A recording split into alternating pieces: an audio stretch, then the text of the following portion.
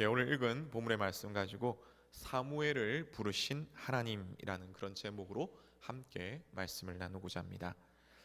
얼마 전까지 2023년 상반기 공기업 채용 원서가 마감이 되었습니다. 원서 접수가 이제 끝났는데요. 각 기업에서는 기업에 필요한 인재를 선발하기 위해서 채용 조건이나 자격을 공고했습니다. 만약 여러분이라면 여러분은 어떤 사람을 선발하시겠습니까? 한번 생각해 봅시다.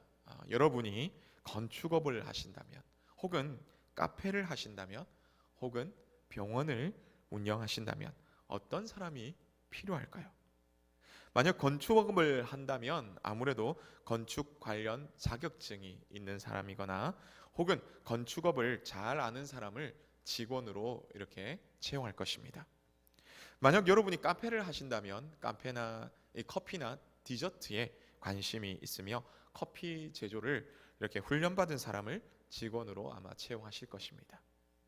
만약 병원을 운영하신다면 의사나 간호사 등의 전문 자격증을 가지고 있는 사람이나 병원 운영에 대해서 관해서 아는 사람을 여러분은 직원으로 채용할 것입니다.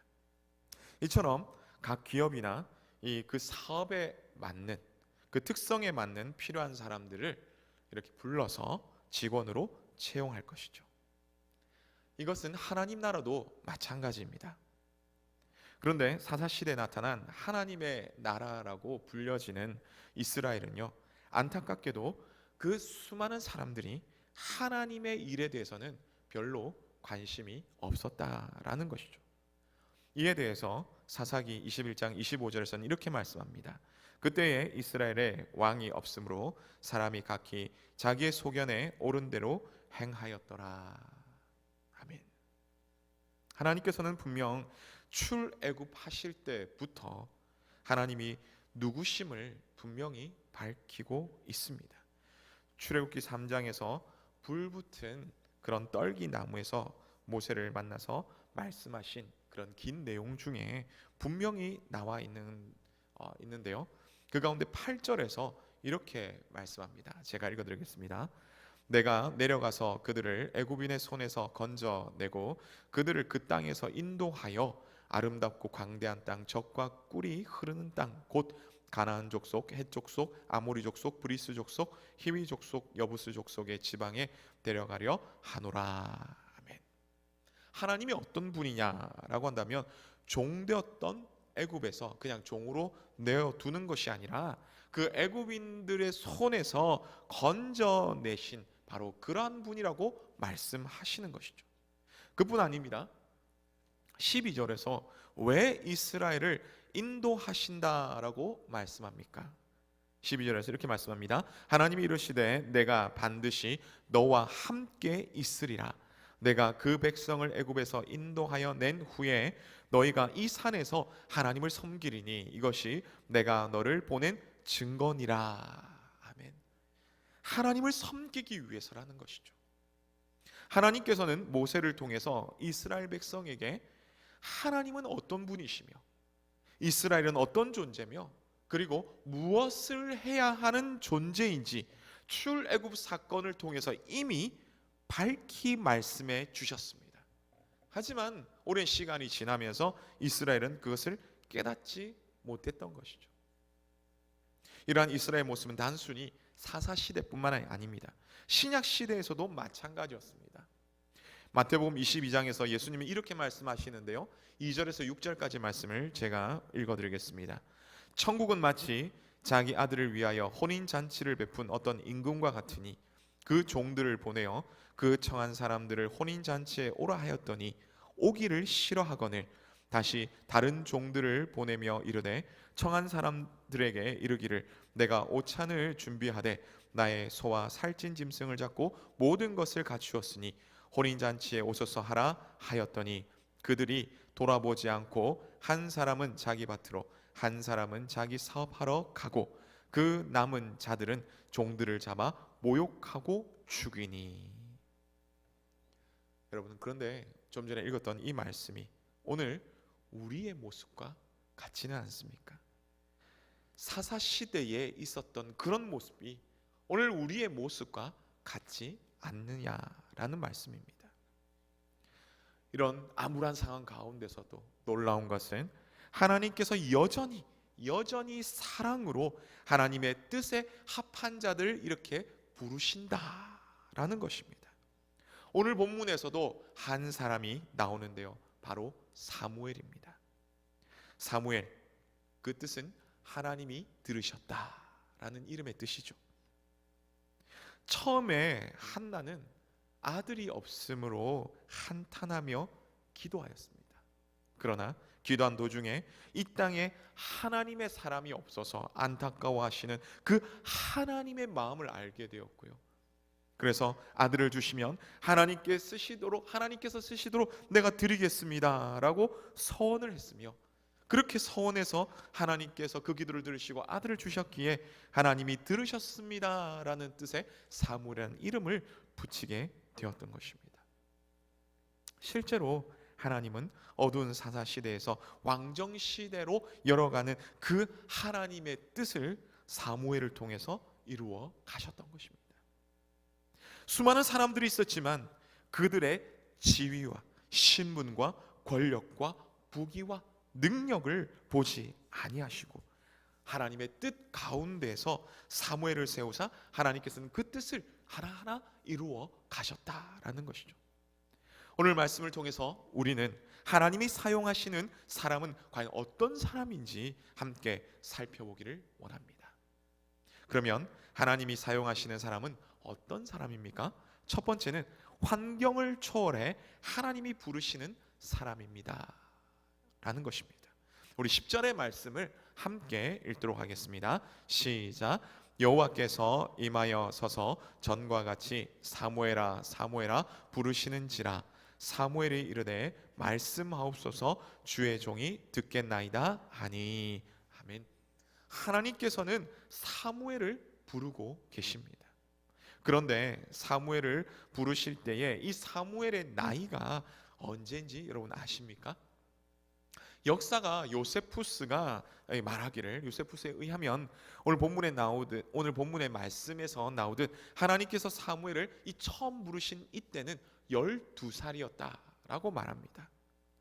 오늘날 나이로 보면 초등학교 한 5학년 정도 나이죠. 당시 성년으로 인정된 나이가 12살이었다라고 합니다. 그래서 하나님께서 이때 부르셨다라고 말하죠. 그럼에도 지금이나 그 당시나 사실 12살이라는 것은 굉장히 어린 나이입니다.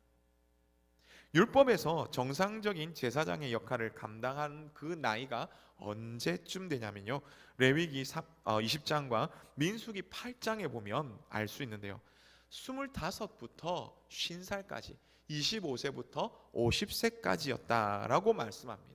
근데 이후에 레위인들이 좀 많아지니까, 제사장들이 많아지니까 이후에 30세부터 50세까지 이렇게 변경되기도 하였던 것이죠. 또한 요셉이나 다니엘을 우리가 보면 알 수 있듯이 어느 정도 관직에 나갈 나이가 어느 정도냐면 바로 30세였다라는 것이죠. 사무엘이 부르심을 입을 때보다 한 약 300년 전에 있었던 그런 기준들, 이 구약에서 모세 오경에 있는 그런 기준들을 근거해 볼 때도 사무엘은 지도자로 세워질 수 없는 아주 어린 나이였다라는 것이죠. 그뿐 아닙니다. 사무엘이 부르심을 입었는데 뿐만 아니라 사무엘의 이 아버지는 누구냐면 엘가나죠. 이 사람은 역대상 6장 33절에서 38절을 볼 때 레위 자손이고 고핫 자손입니다. 물론 레위 지파는 맞습니다. 그래서 백성의 지도자로 세워질 수 있는 그런 어느 요건 분명히 되올 수 있습니다. 하지만 제사를 이끌 수 있는 제사장의 혈통은 아니었다는 것이죠. 왜냐하면 율법에 제사장은 아론 자손들만 가능했기 때문입니다. 그러나 오늘 본문이 나오는 대제사장인 이 엘리 이후에 대제사장인 이 가문, 엘리의 가문이 망하게 되죠. 그러나 어느 정도 단절됩니다. 그리고 나서 그 이후에 다윗 왕 때의 아론의 자손이 이제 다시 제사장으로 세워지는 그때가 돌아오기까지 사무엘이 임시적으로 대제사장은 아닐지라도 제사장의 역할을 감당하는, 아주 중요한 제사장의 역할을 감당하는 그런 일들을 했다라는 것입니다. 이렇게 사무엘을 부르신 하나님은 나이도 출생 배경도 넘어서서 하나님께서는 부르시고 또한 그에게 직분을 맡겨주셨다라는 것입니다. 오늘 우리는 어떻습니까? 하나님을 섬기는 일에서 많은 환경적인 제약은 없습니까? 사무엘에게 나이와 출신 배경이 이런 것들이 제약이 되었다면 오늘 우리에게는 어떤 것들이 제약으로 다가오고 있습니까? 경제적 어려움이 있습니까? 건강에 어려움이 있습니까? 혹은 자녀에 대한 어려움이 있습니까? 관계에 대한 어려움들이 있습니까? 혹 이런 부분으로 인해서 하나님의 일을 하는 데 있어서 나는 이런 거 못해, 할 수 없어, 그렇게 하고 핑계를 대고 있지는 않습니까? 하나님의 부르심 앞에 사실 그 어떤 것도 문제가 되지 않음을 믿으시기를 바랍니다. 우리 하나님은 능력의 하나님이시기 때문입니다. 그 능력의 하나님께서 우리를 부르셨습니다. 그리고 우리를 사용하시기 위해서 우리를 좋도록 만들어 가시는 것이죠. 근데 이것이 우리가 잘나서, 우리가 잘해서 부르신 것 아니라는 것입니다. 오직 선하신 하나님의 그 뜻 가운데서 하나님은 우리를 불러주셨습니다. 그러니 우리 가운데서 이런 여러 가지 어려운 환경들로 인해서 고통 가운데 있을지라도 능력의 하나님만 바라보시며 그렇게 의지하시며 나아가시는 우리 모두 되시기를 간절히 바랍니다. 그래서 하나님께서 부르신 그 뜻대로 쓰임 받으시는 그런 우리 모두 되시기를 간절히 바랍니다. 다음으로 하나님이 사용하시는 사람은 두 번째로 어떤 사람이냐? 하나님의 말씀에 순종하는 사람입니다. 우리 16절에서 18절의 말씀을 함께 읽겠습니다. 시작. 엘리가 사무엘을 불러 이르되 내 아들 사무엘아 하니 그가 대답하되 내가 여기 있나이다 하니 그가 이르되 내가 무엇을 말씀하셨느냐? 저하노니 내게 숨기지 말라. 내게 말씀하신 모든 것을 하나라도 숨기면 하나님이 내게 벌을 내리시고 또 내리시기를 원하노라 하는지라. 사무엘이 그것을 그에게 자세히 말하고 조금도 숨기지 아니하니 그가 이르되 이는 여호와이시니 선하신 대로 하실 것이니라 하니라. 아멘. 사무엘이 말씀을 받았습니다. 하나님의 말씀 받았습니다. 그런데 그 말씀이 어떤 말씀이었습니까? 죄악된 엘리의 가문을 징계한다라는 그런 말씀이었습니다. 여러분, 다른 사람을 징계한다 이런 말씀, 이것만 받아도 사실은 두렵지 않습니까? 그런데 엘리에 대해서 얘기를 받았다는 것입니다. 엄청 두려울 수밖에 없죠. 왜냐하면요, 엘리는 당시 대제사장이었습니다. 왕이 없던 그 시대 신에게, 여기서는 이제 에스라 백성은 하나님이죠. 하나님에게 제사하던 그 제사장이, 그것도 대제사장이 한 그 나라를 또한 함께 다스렸던 그런 통치권을 가진 신정 정치 시대였다라는 것이죠. 오늘날로 말하면 엘리는 단순히 대제사장이 아니라 대통령이나 대통령 부재시 총리와 같은 막강한 권력을 가진 권력자였다는 것입니다. 엘리를 보면요, 참 우리가 그렇게 느껴지죠. 마음씨 좋은 할아버지 같은 분, 맞죠? 그럴지라도 12살 아이로서는 이 어른에게 뿐만 아니라 당신의 또한 이 어른뿐만 아니라 그 당시 최고의 권력자고 그런 사람에게 당신의 집이 하나님의 벌을 받아서 망할 것이다 라고 어찌 그렇게 말할 수 있겠습니까? 그 말이 정말 쉽지가 않거든요. 하지만 하나님께 말씀을 받은 이 사무엘은 숨김없이 다 말했던 것입니다. 비록 힘든 상황이었지만 하나님의 뜻이라면 순종하였던 것이죠. 하나님은 이런 사람을 부르십니다. 여러분, 엘리야를 보십시오. 아합과 이세벨이 다스리던 그 우상 숭배가 가득하던 땅에서 그 강력한 그 왕권 앞에서 하나님의 살아계심을 두고 맹세하노니 하나님께서 기근으로 징계할 것이다 라고 선포했던 것이죠. 여러분, 예레미야를 보십시오. 수많은 거짓 선지자들이 우리는 결코 망하지 않아야 할 것이다, 그러므로 하나님께서 우리를 지켜줄 것이다, 우리는 바벨론을 대적하자라고 말할 때에 하나님께 말씀을 받아 하나님의 뜻을 받아서 아니 그것은 아니다, 그것은 아니다, 우리는 하나님께 죄를 범하여 징계를 받는 것이다, 그러나 하나님의 뜻에 순종하고 하나님께서 매로 사용하시는 그 바벨론에게 우리가 항복하면 우리는 살 것이고 하나님께서 진노 가운데라도 우리 가운데 은혜를 베풀어 주실 것이다 라고 그렇게 외쳤던 것이죠. 여러분, 이 외침 결코 쉬운 것 아닙니다. 이러한 외침은 오직 하나님께로부터 말씀을 받아 순종하는 자만이 가능한 것이죠. 오늘 죄로 인해 타락하고 음란한 이 시대 가운데에 하나님은 하나님의 사람으로서 순종하며 믿음으로 살아갈 사람을 찾으시는 것입니다. 여러분, 죄송한 말씀이지만 교회 아니라고 정말 예수님을 잘 믿을까요? 하나님이 기뻐하시는 삶을 살아갈까요? 이러한 질문에 사실 저 역시도 많이 부끄럽습니다. 왜냐하면 저도 연약한 사람이기 때문이죠. 그러나 분명한 것은 하나님은 하나님의 말씀에 순종할 사람을 하나님께서는 사용하신다라는 것입니다.